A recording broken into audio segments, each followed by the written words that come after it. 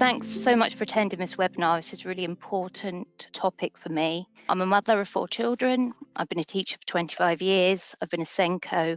I'm currently head of autism services at a special school. I'm a trustee of a multi-academy trust, and I'm a specialist leader of education with the West London Teaching Alliance. I'm not going to give you a magic wand today because, as they say, you've met one child with autism, you've met one child with autism.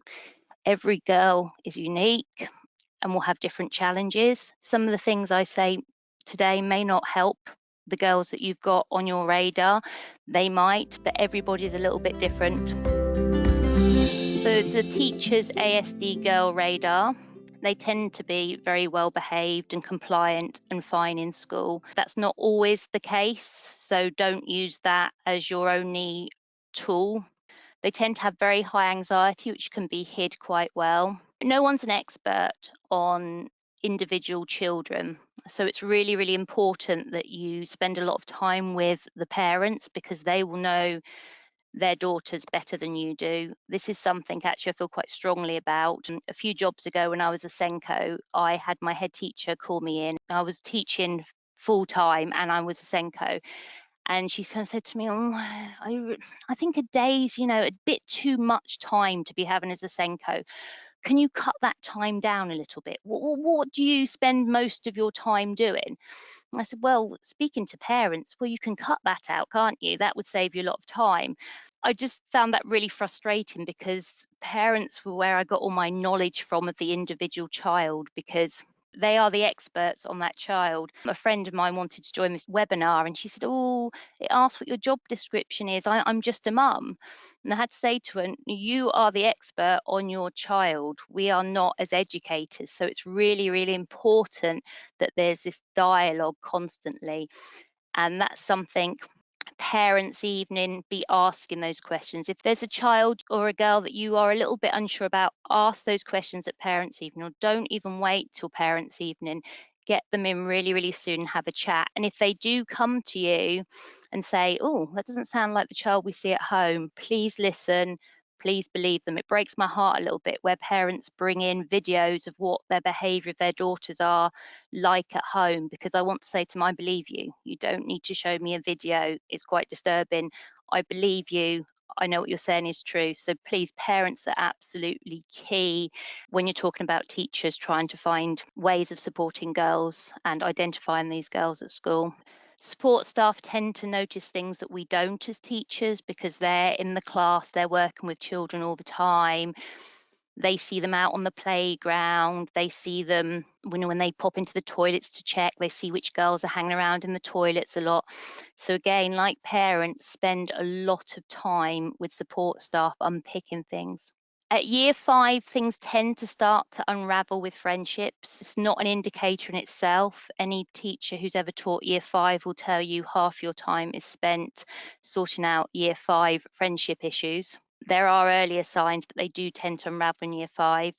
You also have something called fawn behaviour, which is where sometimes girls with autism, to kind of mask their behaviours, will seem to be the ones that are instigating the trouble, but often it's their way of trying to fit in and masking that. Communication, girls can come across as very, very quiet, or I've even known girls to talk through other pupils. And this comes down to anxiety. They're worried about what people think when they talk. So if this child particularly shy, a little bit quiet, that's another area to just be on your radar. Girls with autism tend to have quite spiky profiles. What that means is they tend to be very, very talented in some areas and then find it very, very difficult in other areas. So if your girl is particularly good at reading, particularly good at story writing, but can't do anything in maths and finds maths really, really difficult, and you start to question, "Oh, hang on, that's a bit strange. Why is she so good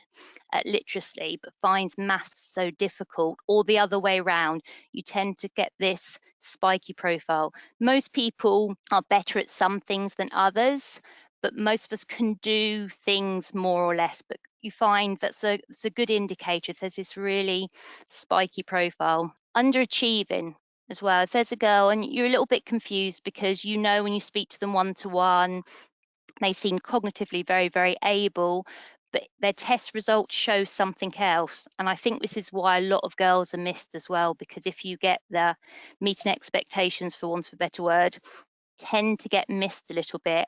I remember teaching a girl and I could tell she was extremely bright, and she always, she kind of got average for her age. It was quite frustrating as a teacher because I knew that she could do better and there was something there that was stopping her reaching her full potential. So really that feeling that something's just not right. Another thing is change of routine. For autistic individuals, a change in routine really, really throws them. It's very hard to mask, for example, when you're on a school trip, because you don't have the tools available to you. You might be used to spending lunchtime in the toilets to regulate yourself and calm down.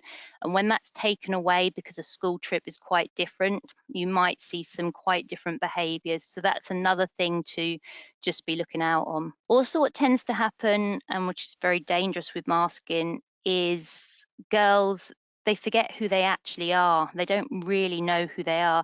So when you ask a question, they often say they don't know, because they don't really know what they think, because they've lost that attachment with themselves. Girls with autism find it very difficult to talk about how they're feeling. So you can paint, you can draw, you can have worry cards, worry boxes. Really have a little look at your trigger points. Ask what would help. Using your resources wisely, using your support staff wisely, really building a community of dialogue and really trust in relationships and transparency. So much time is wasted in education with people having different agendas, funding issues. If you try and take those away, you have so much more time to actually help these girls with autism. But the important thing is, we want girls with autism to grow up having a fulfilled life like any other girl, and they're really being held back. They're having to be somebody that they are not.